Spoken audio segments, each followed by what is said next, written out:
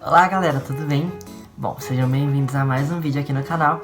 E antes que vocês se perguntem por que eu tô com a mesma roupa, é só porque eu tô gravando um vídeo seguido do outro, tá gente? Eu tomo um banho sim, mesmo na quarentena. Eu não tô evitando tomar banho não, ok?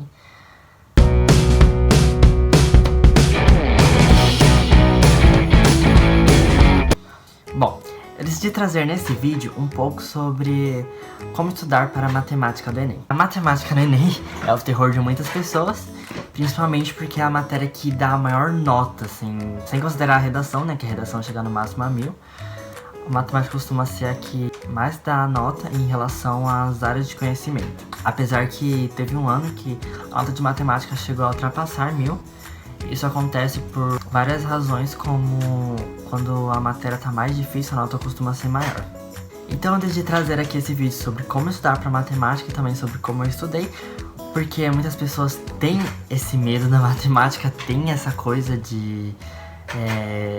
sabe, meu Deus do céu, matemática, não consigo colocar isso na minha cabeça, mas é muito importante mesmo você tentar entender a matemática. Se às vezes parecer que tá muito difícil para você entender, foca nos assuntos básicos que você já consegue garantir uma nota boa, dependendo do curso que você tiver em busca. Agora, se quiser um curso mais concorrido, sim, aí é bom você fazer um esforço aí pra entender a matéria. Eu não vou mentir pra vocês, eu sempre tive uma facilidade sim com matemática, eu sempre gostei mais da matéria, e isso me ajudou muito a tirar uma boa nota nessa área.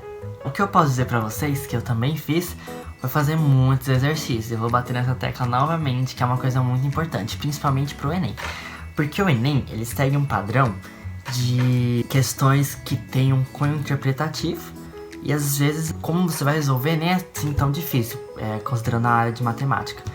Você vai ter que usar o seu raciocínio para entender o que aquela questão tá pedindo, e aí você vai usar algumas contas que às vezes só se resumem à regra de 3, a você fazer algumas somas, a fazer um comparativo entre informações. E você treinando com as questões do Enem, você vai conseguindo pegar o jeito de como aquelas questões funcionam, sabe? Você vai percebendo padrões, sabe? Falando, nossa, caiu questões de interpretar dessa forma nesse Enem, também caiu nesse, então é capaz de cair no próximo.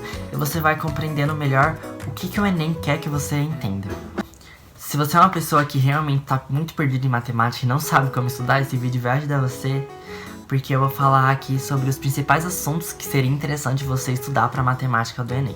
Eu pesquisei um pouco sobre os assuntos que costumam cair bastante na área de matemática, e eu trouxe aqui os principais assuntos. Uma coisa que eu quero deixar claro é, se você ainda não entende os conceitos básicos de matemática, corre atrás disso, sabe? Começa a ver todos os conceitos, tenta entender tudo ao máximo, todos aqueles assuntos de fração, de números decimais, entender realmente o que cada coisa significa, dos conjuntos e tudo mais. Porque o Enem, ele vai tratar muito desses temas básicos, sabe? Ele vai focar muito nesses assuntos que são mais fáceis, assim, por dizer. São a base dos outros temas. Então, às vezes, tem uma questão que você só precisa usar isso, sabe? O que ferra mais é a interpretação.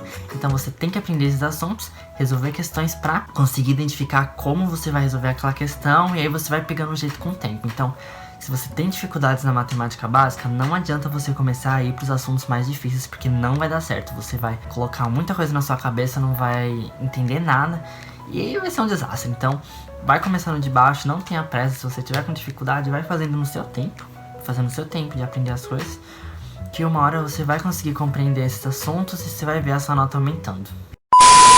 Um dos principais assuntos que o Enem gosta de tratar seria sobre função de primeiro e segundo grau. Esse é um assunto também muito recorrente no ensino médio, no final do ensino fundamental, eu creio, não lembro mais quando a gente aprende isso. As funções podem aparecer de forma direta ou indireta. Como assim? Pode ser que uma questão simplesmente te dê ali uma função pronta e você só tenha que testar com alguns valores que eles deram até achar algo específico. Depende muito de como a questão é formulada.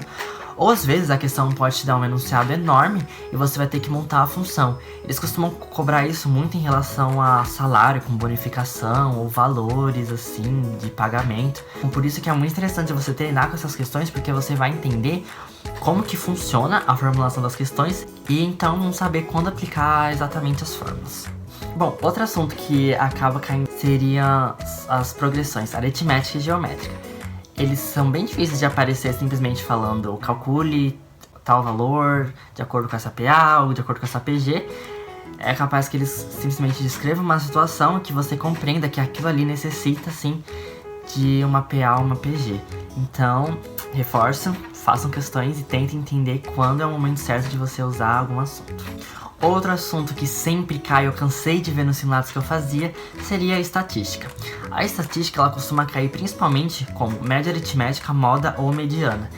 E se você não conhece esses termos, eu recomendo que você aprenda certinho a diferença entre eles, consiga identificar bem, para saber quando você vai utilizar um, como você identifica qual a moda, qual a média aritmética, mediana, porque eles costumam cair sim recorrentemente e costumam ser questões fáceis, consideradas fáceis. E como eu já disse no outro vídeo, se você acerta uma questão fácil, você aumenta o seu nível de coerência e também pode ajudar a aumentar muito sua nota. Continuando, o quarto assunto que cai bastante no Enem seria o das grandezas proporcionais. Elas podem cair tanto de forma indiretamente proporcional ou diretamente proporcional. Normalmente essas questões podem ser resolvidas com uma regra de 3, por isso elas costumam também ser consideradas como questões fáceis e deve ser um assunto que vocês devem focar bastante. Já caíram várias vezes, por exemplo, você comparar sobre o tamanho de um mapa e etc.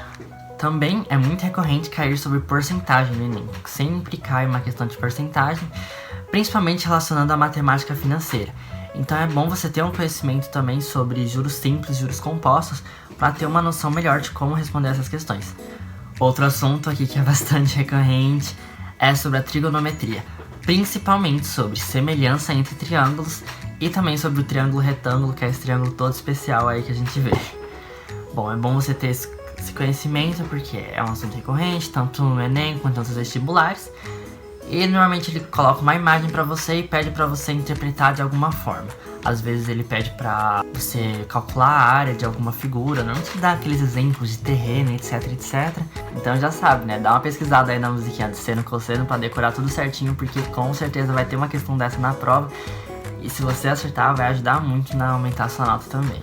Outro assunto que eu vi muito na época que eu fazia Enem seria o de áreas de figuras planas ou prismas. Então, bora dar uma estudada aí sobre como você calcula a área de um cilindro, ou de outras figuras, de uma pirâmide, de um cone, etc. E também o volume dessas. Essa parte toda da geometria é muito comum no Enem, principalmente com exemplos de, sei lá, como é que fala? Canos ou daqueles... Qual é o nome daqueles negócios que guardam comida na fazenda? Acho que é silo, né? Daqueles silos, etc. Acho que é silo, sim. Eles costumam dar esses tipos de exemplos e aí você sabe que você vai ter que calcular o volume daquilo para saber qual a capacidade, etc. Bom, aqui finalizando os assuntos mais prováveis de cair no Enem, temos a questão da probabilidade de análise combinatória. A probabilidade é um assunto considerado médio, então assim, é bom você tentar entender sim, mas tem questões de probabilidade, principalmente que focam em análise combinatória, costumam ser bem difíceis também. Mas tente entender certinho, porque é um assunto que cai recorrentemente.